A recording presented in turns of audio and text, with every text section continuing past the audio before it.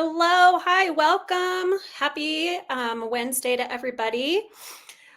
So I am Dr. Kim Bruno. I'm the Director of Clinical Outreach and Education here at Vibrant, and welcome to the Hormone Boot Camp.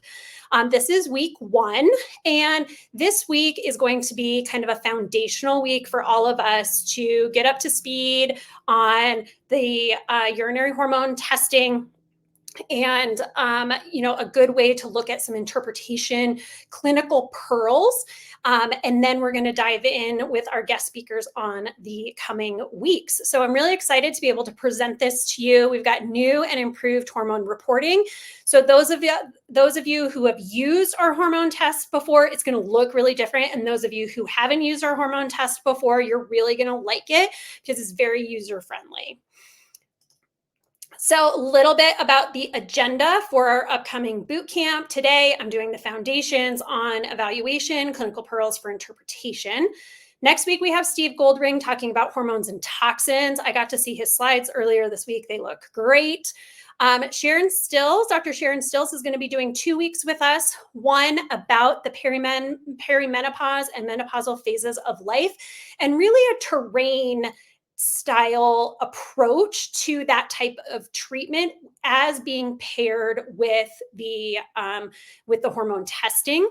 And then the next week, she's going to be talking about utilizing proper lab evaluation for the diagnosis and treatment within those areas of perimenopause and menopause, and how to then track their bioidentical hormones. So I think that is going to be really, really a great session. I'm going to remove myself just for a second so we can see everything here. And then at the end, we have Dr. Brandon Brock, who's going to be bringing it home with talking about menopausal brain, the connections to the neurotransmitters, and mood disorders and that type of thing, which I'm really excited about. So again, welcome everyone. I love to see the chat going. Hello to everyone. I see you all here from Georgia, Colorado, New Jersey, Hawaii, San Diego, UK. I love it. And please keep your questions in the chat. We do have a moderator who's going to be answering any type of logistical questions in the chat. And then I can answer any of our slide related questions at the end, since I'm going to be doing this live. All right, let's go ahead and dive right in. So a lot of these stats we know, but I think it's helpful for us to kind of just bring it to the forefront that so many people in our society, we have some stats, 47% of women experience hormone imbalance. And of those, 72% who experience the symptoms only later realized that that was the cause.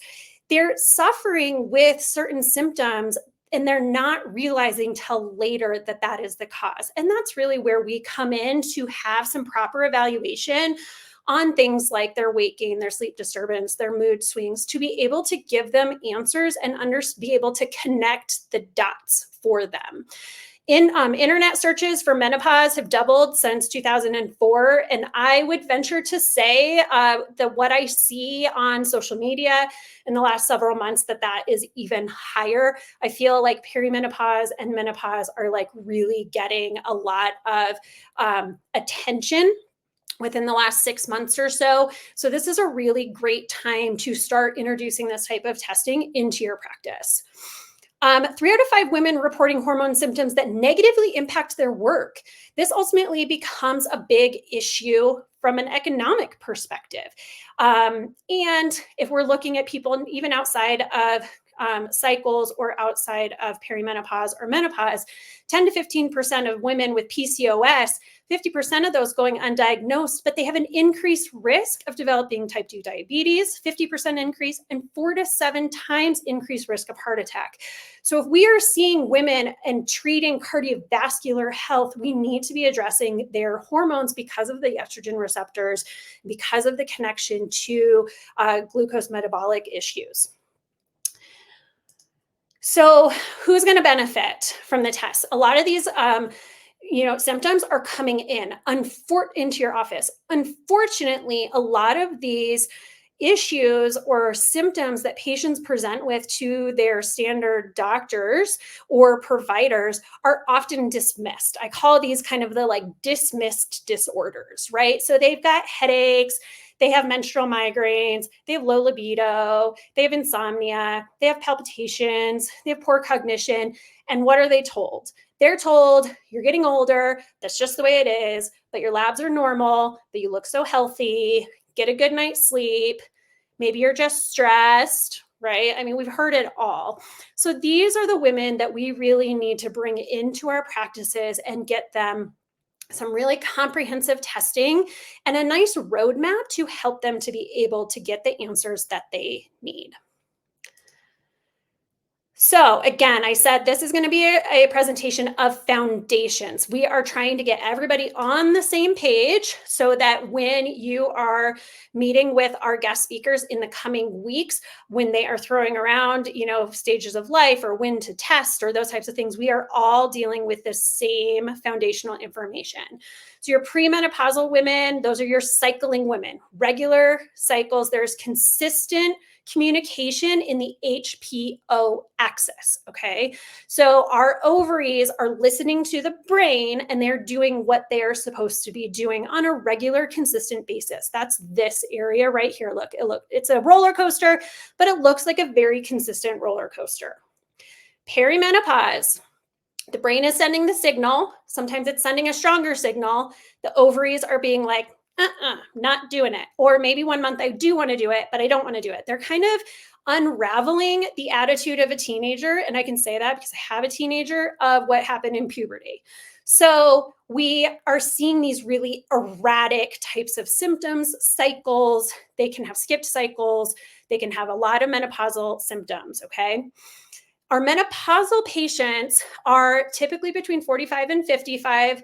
And these are women who have gone at least 12 consecutive months without a cycle.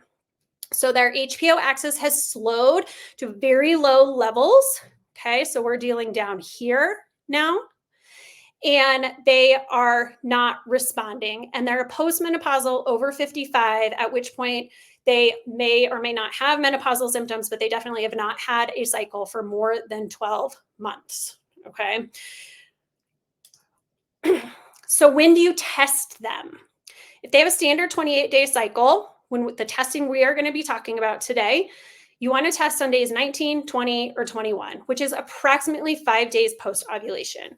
Now, if they have a short or long cycle, you adjust up or down based on their ovulation, right? So if they have a 21-day cycle, then you would adjust up that 7 days. If they have a 35-day cycle, then you would adjust down that 7 days. Okay, so you would adjust based on their cycle within kind of that range of thinking in your mind 5 days post-ovulation. If they're irregular but ovulating, you can definitely use those ovulatory predictor kits and try again to track 5 days post-ovulation is going to be your best bet. If they are irregular and they have no ovulation, unfortunately, you got to do your best guess. You can have them track symptoms. You can just kind of shot in the dark type situation, but you're going to need to do some sort of educated guess around that. And there's really not a better way to do that because they're not ovulating, so you can't really use the ovulation kit. If there's no cycle and they are not ovulating, this is my opinion, is that we should start with terrain issues first. It maybe is not the best use of her money at that time to get some hormonal numbers. And maybe we should start working with her thyroid, adrenals, GI, nutrient status, lifestyle issues, really dig deep into her history and try and get some signs of ovulation or some signs of cycle back. And then we would be able to work with that. Okay. Then at that point, you can schedule their testing, once they kind of have a little bit more predictability. So you will see 3 main methods of hormone evaluation. They all have strengths, but they all have limitations. And so it's helpful to kind of know what we're talking about. Think about serum as static measurement.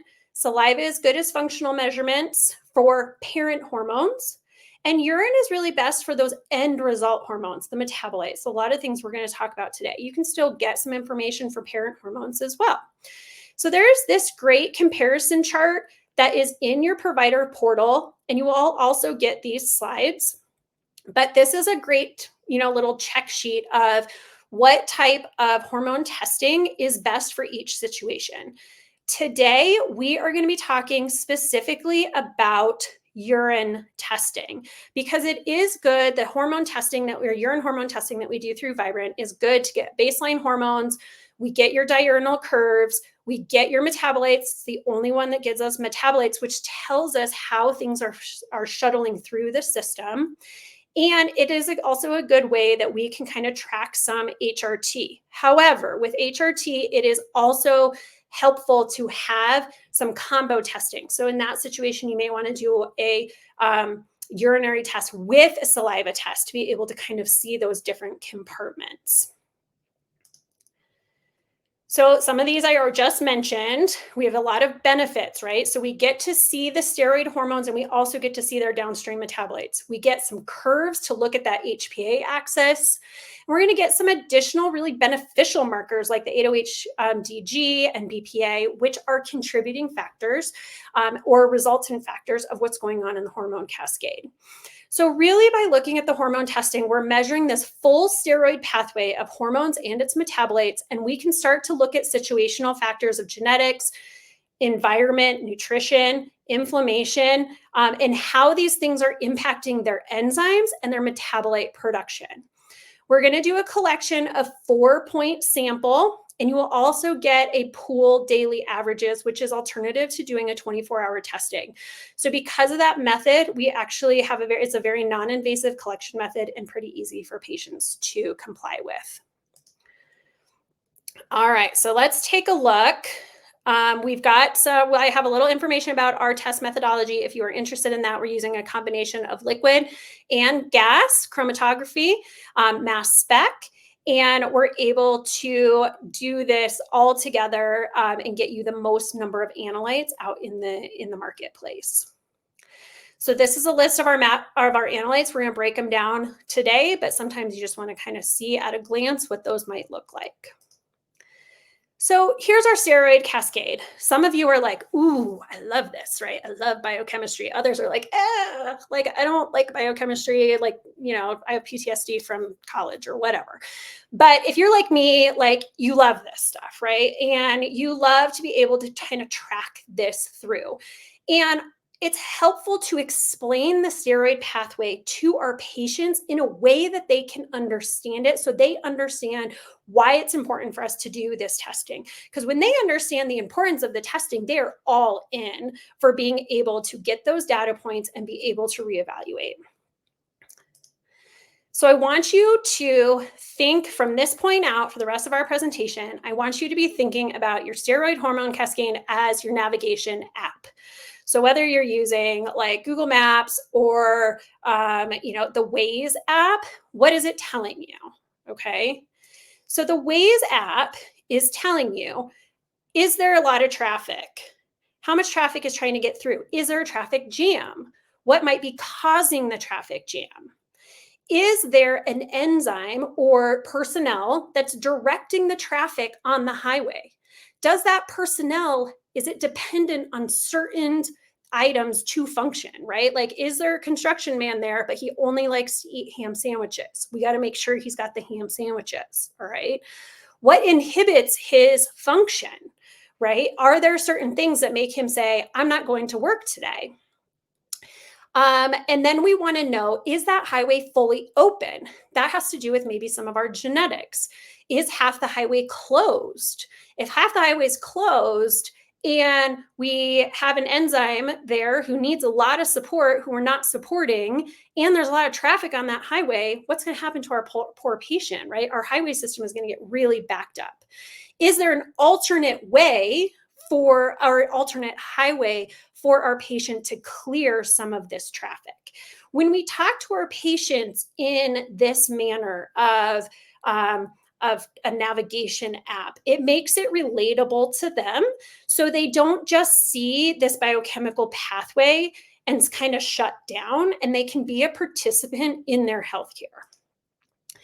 So This is the new hormone report, okay? So this is the first page of the new hormone report. If those of you have used our hormone report before, you will still get the numerical representation of all of the analytes, all of the metabolites, but we are going to break it out into this a little bit more simplified steroid pathway so that we can really see these important numbers that we're measuring based on these dials, based on the pathway. So if we think about our navigation app and we transition that into maybe some biochemistry questions, instead of how much traffic is there, we want to know how many parent hormones are trying to get through. Is there a metabolite that's showing a certain backup? What might be causing that backup? Does it have to do with the enzyme that's converting into that metabolite? Is that enzyme being supported or inhibited?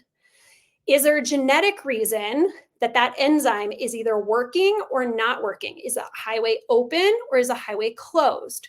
Is there another way for our body to clear? If it can't go down one pathway, is it going to go down the other pathway? And is that okay? Right? Is that a beneficial pathway or is that a problematic pathway? So these are the questions that we are going to work through as we're going through the pathways today. All right, so let's talk about that HPA axis, okay?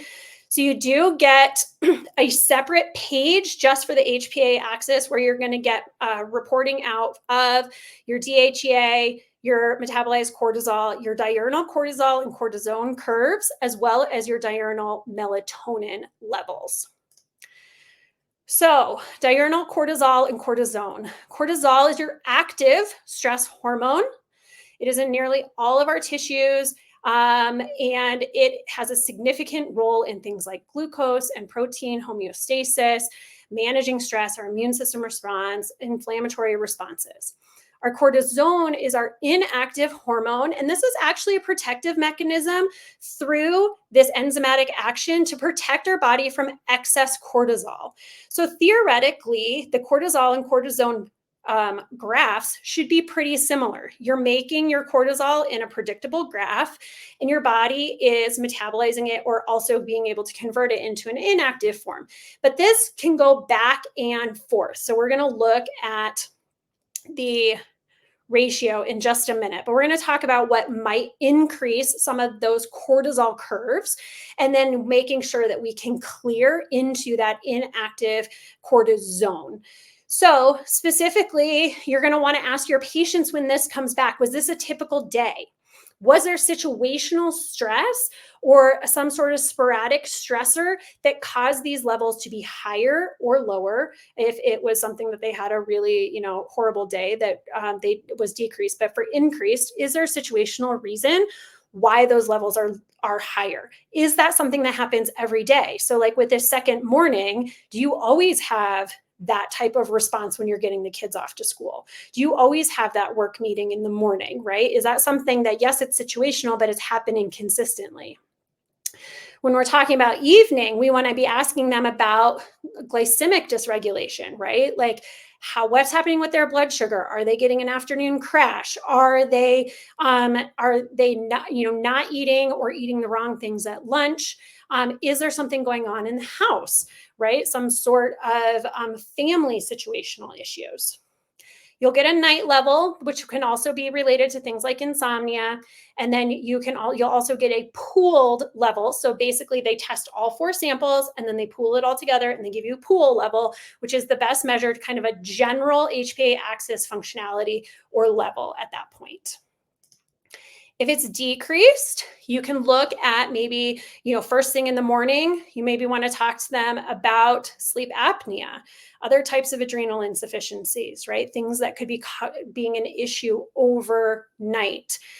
When you're dealing with chronic stress, things like this flattened curve, we want to know, how long have they been under stress? Because they could have a flattened curve that's high versus a flattened curve that's low. Sorry, I guess I'll move myself back to the stage here. I didn't want to cover up your slides. I didn't mention at the beginning, but I want to mention it now. I did make these slides text heavy, but I did that on purpose because I wanted you guys to have all of the information on the slides and be able to use it kind of as a reference point. So They are a little text heavy, but you will get copies of them, and then you'll be able to use them as reference. So back to that kind of cortisol, cortisone. So when we're thinking cortisol, cortisone, we ultimately want those curves to be looking very similarly because it has to do with that enzyme activity back and forth between those curves, okay? So if we are possibly having an increased ratio, right? So an increased ratio would mean that we have more cortisol than we do cortisone. We're making more active hormone than we do from the inactive hormone. So this can be because of inflammatory processes. This can be because of metabolic issues. This can have to do with weight. It also can have to do with some of those synthetic endocrine disruptors, things like phthalates or other types of environmental toxins, which Steve Goldring will really dive into next week. We could have some decreased levels of this ratio, meaning we're clearing more cortisol over into cortisone. So we have more inactive. Then we are going to be seeing this maybe with more of, this happens in pregnancy, this happens in PCOS. It also can happen with some supplements. So if you have one that's high and you're trying to get it to decrease, you can use some other types of supplements like green tea and holy basil and vitamin A and that type of thing to get it to convert. Melatonin, we have lots of reasons that can either increase or decrease our melatonin. So you just want to dive deep with your patients on, like, are you supplementing? I think a lot of times melatonin is one of those supplements that patients kind of forget that they're taking, right? It's not a prescription. It's not really with their other supplements, maybe next to their toothbrush or whatnot. So we do want to talk to them. You also can have some drugs like SSRIs or MAO inhibitors that are going to cause some increase in melatonin. And there are some mixed studies on oral contraceptives as well as being able to kind of increase that melatonin level. We do know there's also medications that will decrease our melatonin. And we have exposure to blue lights and age also decrease our melatonin. So the older our patients get, we really need to talk to them about getting the screens, getting the Wi-Fi turned off at night, getting things out of the bedroom. Please do not sleep on one of those sleep number beds, which is like, emitting EMF radiation constantly while you're sleeping. That really will do a number on their overall melatonin. And as we know, melatonin is one of our most potent antioxidants. And so in addition to helping us sleep, it really is helping your body deal with oxidative stress overnight, which could be really helpful when we start to look at patients' 8-OHDG and maybe their oxidative stress levels, and if that might be an issue. Okay, so that was our HPA axis, kind of whizzing through that. Now let's really dive into this navigation app idea. We're going to start with progesterone and then androgens, and then we're going to finish with a bang with estrogens. Estrogens is really where we get a lot of this nitty gritty on the different enzymes and the pathways and which way they need to go. All right. I keep popping myself on and off here. There we go. Okay. Again, review, but it's nice to have it all in one place. Where is progesterone made? It's made in the corpus luteum of the ovaries for ovulation and a small amount in the adrenals. All right. It is a precursor to all the rest of these steroid hormones. That's why it's at the top of this hormone cascade and kind of it goes out from there. It really aids in relaxation and sleep, works on those GABA receptors. This is the hormone that most women, especially into perimenopause, are starting to fall off, and they're noticing, right? They're more agitated. They're not sleeping. They are on edge. They're angrier. So we really want to bring in this level of relaxation and sleep and evaluating them for their progesterone levels. It helps in the brain. It's super, super helpful in the brain. It actually has been known to support the brain to such a high point that they've used high doses of progesterone in times of TBI and stroke to be able to help to protect the brain. And it will also help to counteract this it reduces that gallbladder activity, which counteracts some of that estrogenic activity that can come from this increase, that can increase the risk of gallstones. So this is what happens when it decreases. These are our patients that we see, right? This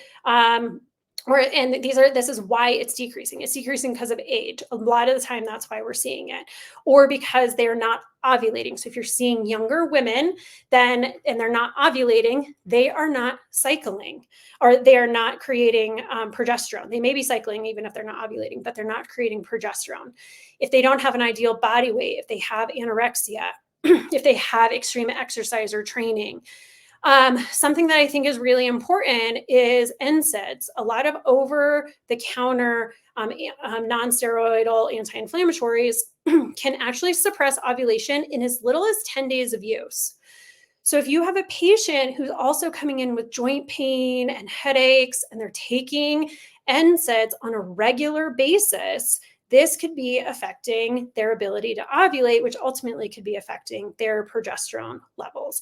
And obviously, hypothyroidism and other types of medications can do that too.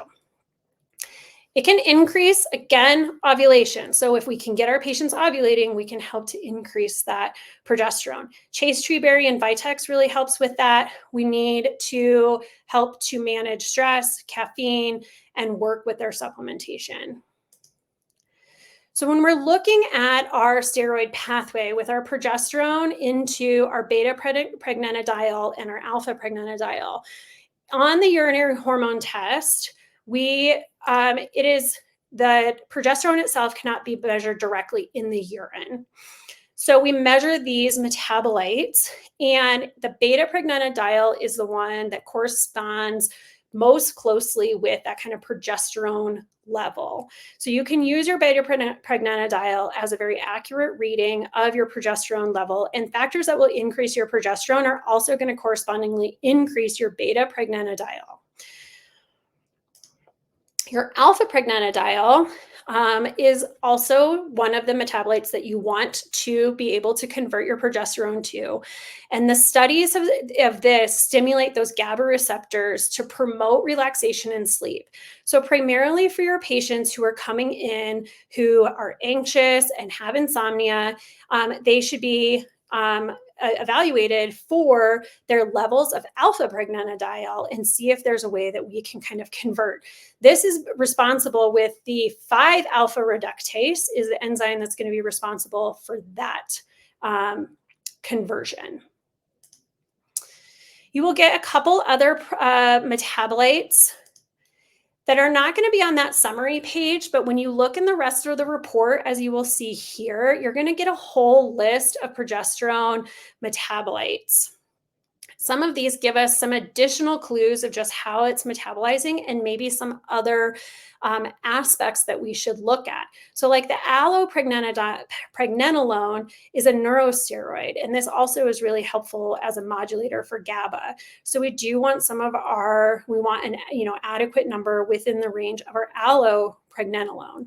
And then our 30 and 20 of the dihydroprogesterone, this has also been studied to have kind of an anti-proliferative and aromatase inhibiting effect. So our patients who are suffering with aromatase issues, who are dealing with maybe that 16 pathway within our estrogens, we can also kind of look at how they're metabolizing their progesterones.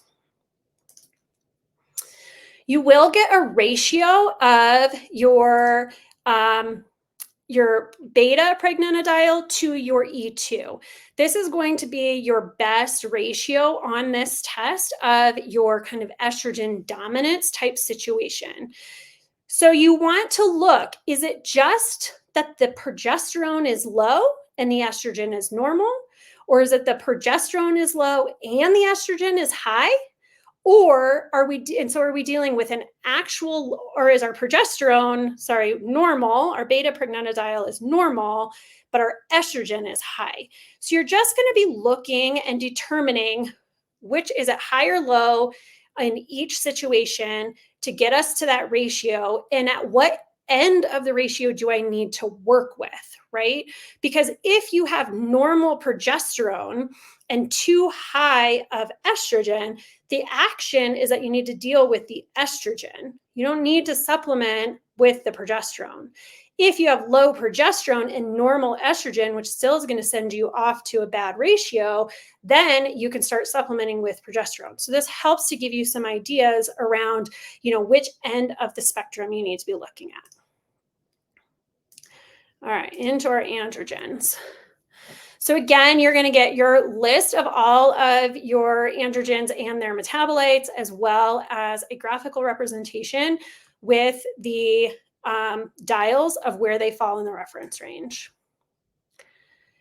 So first, we're going to talk about DHEA. It's made in the adrenals. This is going to be most abundant in steroid hormone.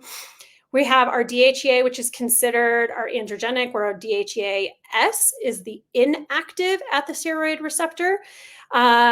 And so we want to be able, generally, that DHEA and androgen metabolites should kind of trend in similar directions. And if they're not, then we're going to be considering what's going on with the enzymatic pathway, right? Is it a hormone pathway or issue, or is it enzymatic pathway? So think of your navigation again and where you are going to support. So we've got some increases in DHEA from either supplementation, increased secretion through adrenals, PCOS, elevated cortisol again. And if your DHEA is high, but the DHEA-S is low, then you could also be looking at consider some polymorphisms or inflammation that's really reducing that sulfur transferase enzyme activity. So you're going to want to look at the lifestyle considerations, which we'll talk about in a minute, for those androgen excess, and then be looking at the enzyme activity that could be helping to convert that. We can have some decreases, both biologically in males and females. A lot of decrease comes when those adrenals are affected. So inflammation and stress, adrenal insufficiency, effect on the thyroid. So again, we're trying to make sure that everything that's happening in the HPA axis is not spilling over into our steroid pathway. All right. With our testosterone, these are going to be made primarily in the gonads, testes, or ovaries. We have some secondarily produced in the adrenals and the peripheral tissue through aromatase action. So we know the function supports libido, muscle mass, cardiovascular health, all of those things. It's going to really contribute to kind of that anabolic status of tissues, such as red blood cells, red muscle mass, linear growth, bone density. I just wanted to get a little bit of tea there.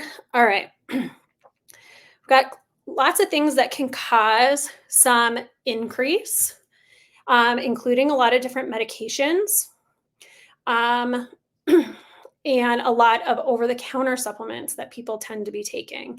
With women, you're usually seeing this in like a polycystic ovary type situation, abnormal menstrual cycles, ovarian tumors, that type of thing. We can see some increase with cigarette smoke because it inhibits that breakdown of the androgens, and also certain pollution exposures.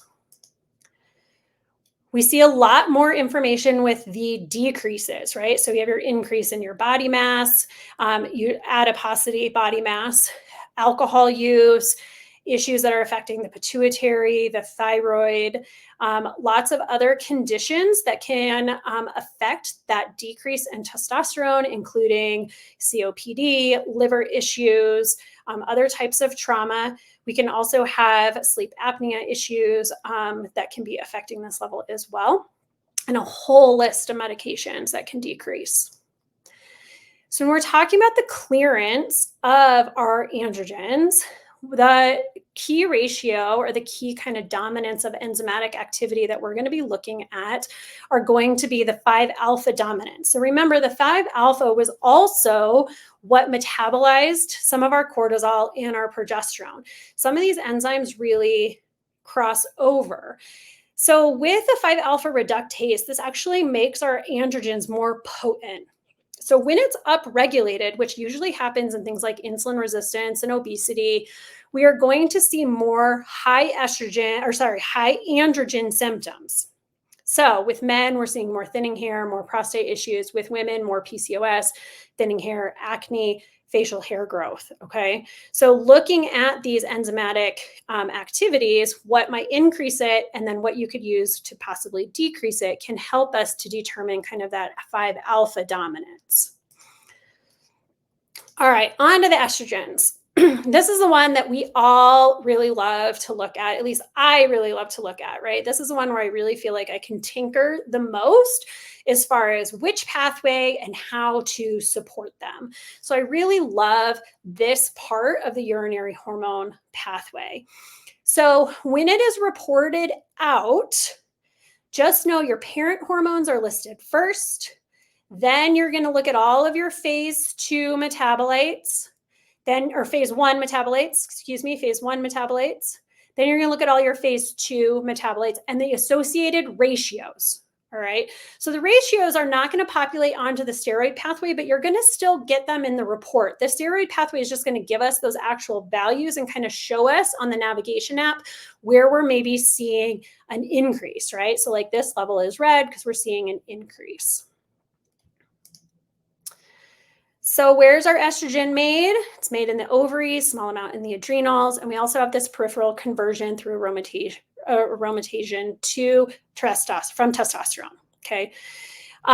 We are going to be looking for, the function here, growth and development of the female sex characteristics, thickening of the uterus. It really helps to protect the vaginal acidity against infection. It helps with lubrication, helps with bone health, helps with cardiovascular health, increases serotonin and serotonin receptors. I'm sure you all just saw that study that came out recently within the last couple months about the number of estrogen receptors that drastically increases in a woman's brain as they go through perimenopause and menopause, because like the brain is hungry for estrogen.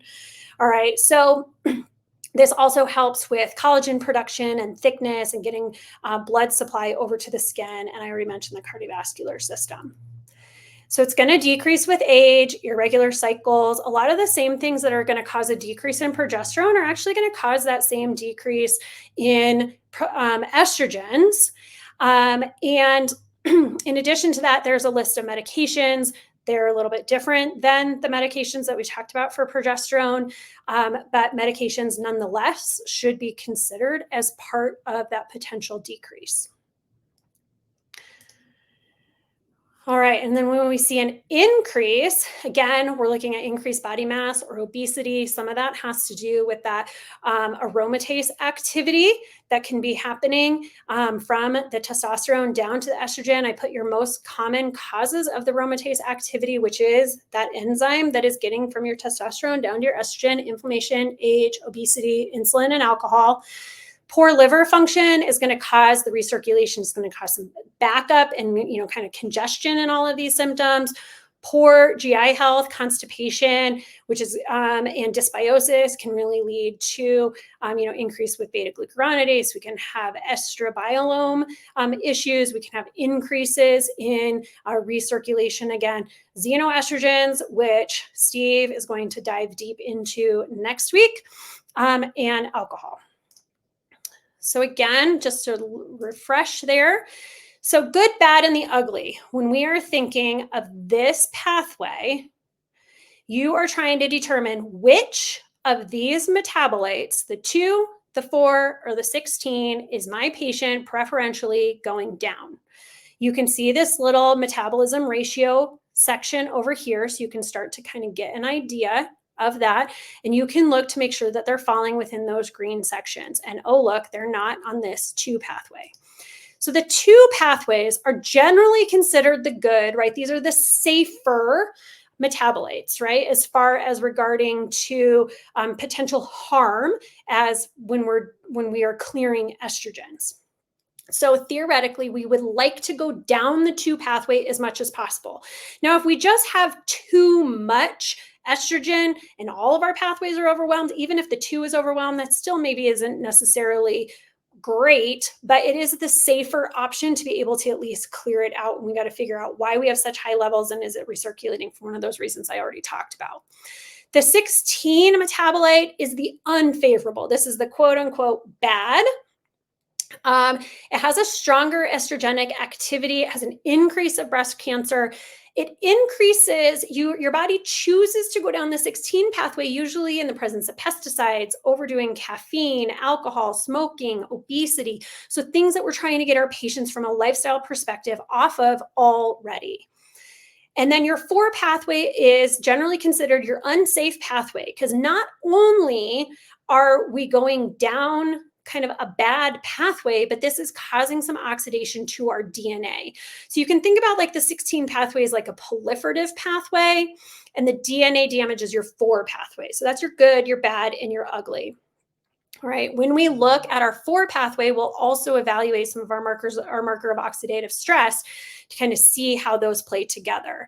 So you want to really work with those external factors that could be driving her external stress or her oxidative stress. So when you look at these metabolites, when we're trying to process out our E1s and our E2s, if we are going down, so we have to choose a pathway, the good, the bad, or the ugly, and then we have to get it through 2 phases of detoxification. So phase 1 metabolism happens here with your CYP enzymes, right? This is going to be your hydroxylation.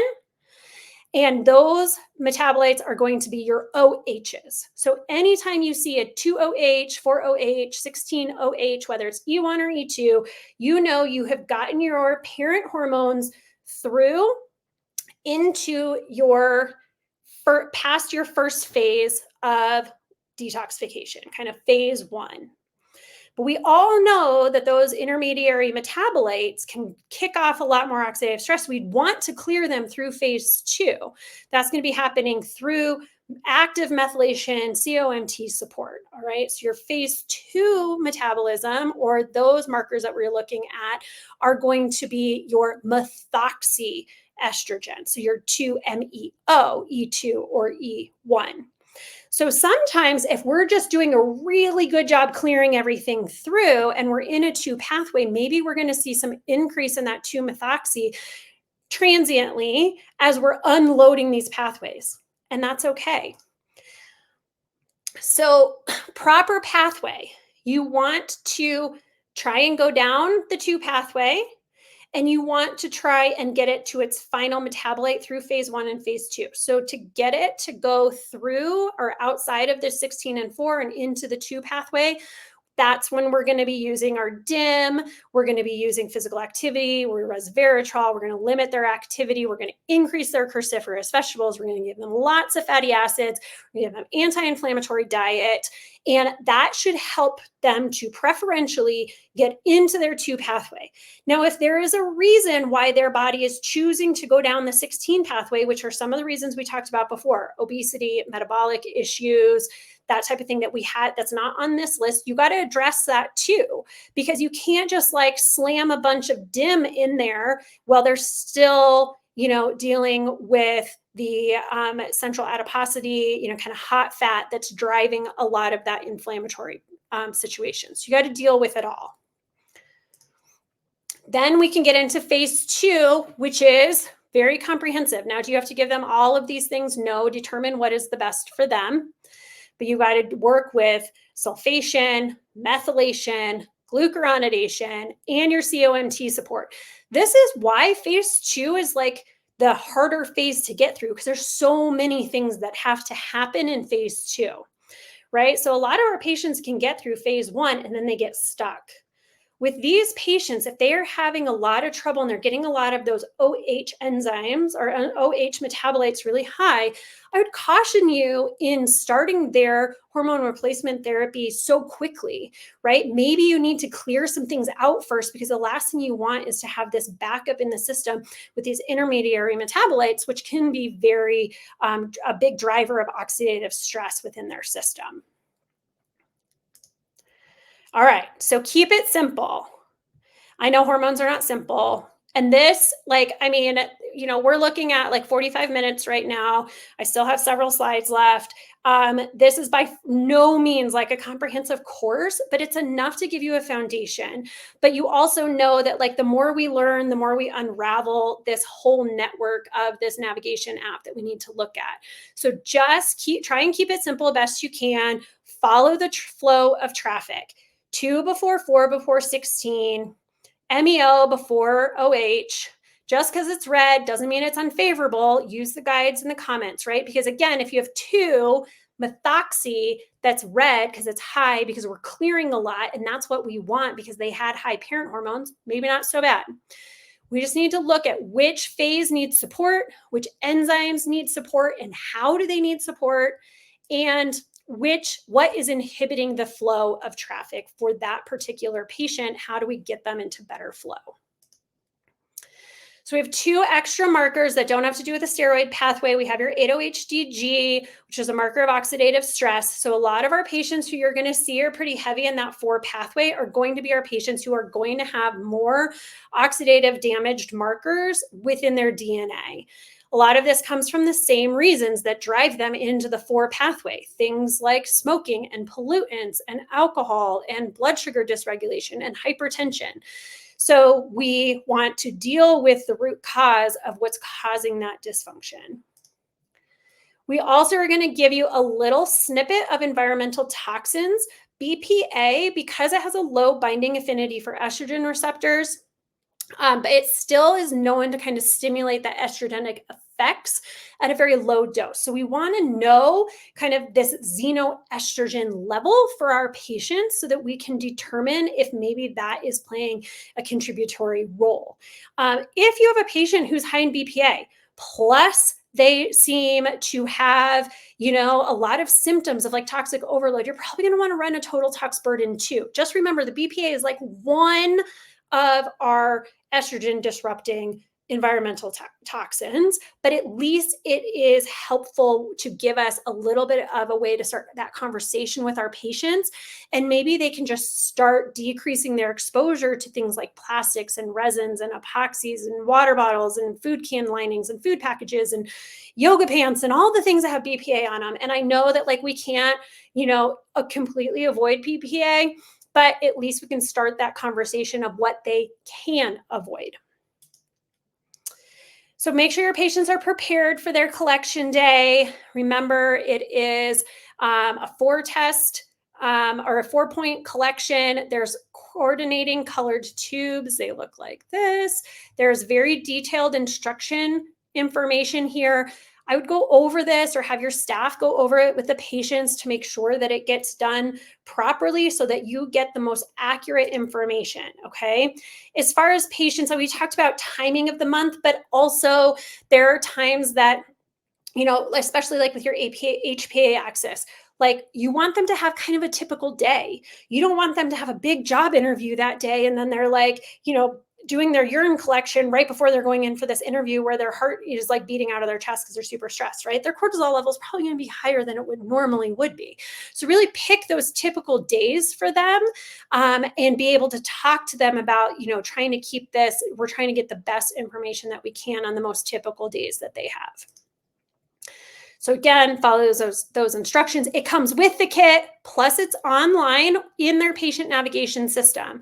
So this is their navigation portal. They get access to this when the test is placed, but they'll get instructions there. And the other thing that's there is the questionnaire. They need to fill out this questionnaire that tells us their date of their last menses, what type of cycle they're having. Is it regular? What phase of menstruation are they in? Are they on any medications? It'll populate that in there. What's their height? What's their weight? So we can get a BMI in there. This is really important. And it can be done through this patient navigation system. Again, that's on the instructions, but it's a nice conversation to have with our patients of what they need to expect when they do this test. Where do you learn about all of this? How do you remember all of this, right? We have an amazing interpretive guide. It's like 80 pages long, and it will go through with what causes the increase in certain metabolites, what causes decrease in certain metabolites, what are some holistic treatment considerations for excess, what are the lifestyle considerations that you should do, what are the supplements. It will go through step by step through the entire pathway and be able to give you the information that you need. This is in your provider portal. You can go and download it right now. Well, when I'm done talking.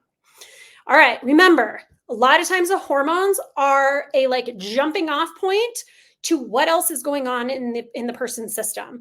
And a lot of patients who would come in to me who came in who said, my hormones are off. I'm not doubting that your hormones are off. However, why are your hormones off? Right? So sometimes we need to like scoop out. This is what Dr. Sharon Stills is going to talk a lot about with that terrain approach to hormone balancing through perimenopause and menopause, because are there infections? Is there oxidative stress? Are there mycotoxins? Is there inflammation? What's happening with their gut? What type of dysbiosis do they have? Are they excreting their hormones? Do they have severe constipation? What is going on with their insulin and cortisol, and how are they interacting with each other, right? One is anabolic, one's catabolic, and they are constantly fighting each other. So the more that we have high cortisol, we're actually producing an insulin-resistant patient, even if they're eating the most perfect diet, right? So we might need to dig a little bit deeper into that. Do my patients have the building blocks to even deal with hormones, right? What do their nutrients look like? What does their cholesterol look like? What's their cardiovascular health look like? So let's go ahead and make sure that it's like we're testing the hormones and using it as a jumping off point to be able to really work on kind of the holistic person, because they're going to come into us asking about hormones and saying my hormones are off. And they are. We want to meet them where they're at, but we also want to give them, the best chance at longevity as possible. So just as a recap, Steve Goldring is going to be here next week. He's going to be talking about the problematic link of hormones and toxins. It's a wonderful presentation, and we will see you every week after that, same time, same place, for the rest of our guest speakers. So I thank you so much for joining us today. I'm going to transition over into the chat. I know Adair has been answering a lot of the logistical questions and other types like that. So I'm going to kind of jump right in and see where we're at. So we have some people, oh, you love the BPA edition. Me too. So I'm working backwards. I know those of you who like answered at the beginning or started at the beginning. Okay, so love that. Okay. So as far as age ranges, these are not validated pediatrics. I know Adair put here, we're working on validating those pediatric ranges as of right now. But right now we're dealing kind of post-puberty. And so they're validated from 18. Let's see here, age ranges.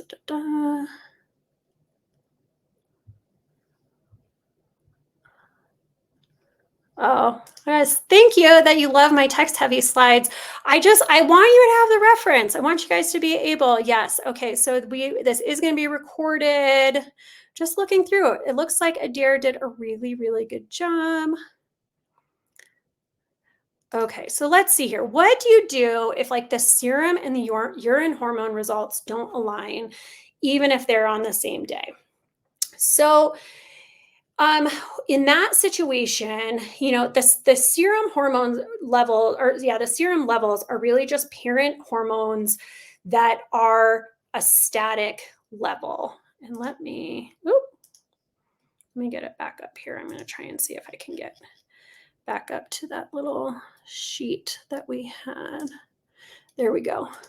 So it is good for baseline levels, and understand we're dealing with what is bound versus what, and what is a bound hormone versus what is being excreted. So they may not line up exactly. So in that situation, I would maybe use your serum levels for your parent hormones. In a static situation, I would use your urine test as for your metabolites in that. And then also always clinically correlate and kind of see what makes the most sense for your patient. As far as testing, I think this was back when we were talking about like when to test, who to test, that type of thing. So women with birth control pills. Unfortunately, I would not test them because we know it's all synthetically kind of driven at that point. So I would do what I can based on like terrain issues, nutrient levels. We know their nutrient levels are going to go low because of the metabolism of their birth control pills. And so, it's not going to give you a true reading. Okay. All right, we do have a question about kind of combining like salivary, urine, organic acids all together. You can absolutely do that. Vibrant offers all of those. And so I do really love seeing the saliva and the urine together. And then if you wanted to do an add-on for the organic acids, you would get a very comprehensive look for your patient in that situation as well. And there's a lot of bundling specials that happen that you can talk to your sales rep about. And you could do that salivary, urine, and organic acids because they're all at-home collection tests.